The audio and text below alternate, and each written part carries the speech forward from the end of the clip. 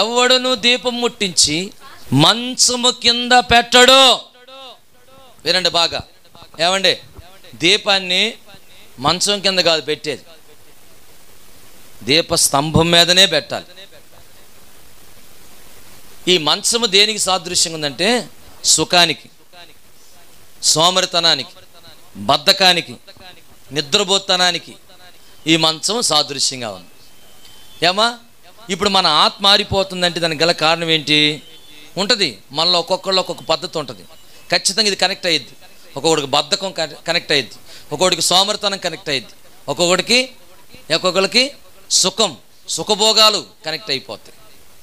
ఏమా, వీటి కోసము మనలో ఉన్న ఆత్మను అరుపుకొని దేవుని ఉద్దేశాలని ఎరగలేక, దేవుని చిత్తాన్ని నెరవేర్చలేక, దేవుడిచ్చే దీవెన పొందలేక, దేవుని రాజ్యానికి చేరలేని పరిస్థితి మనకు ఏర్పడుతూ ఉంది.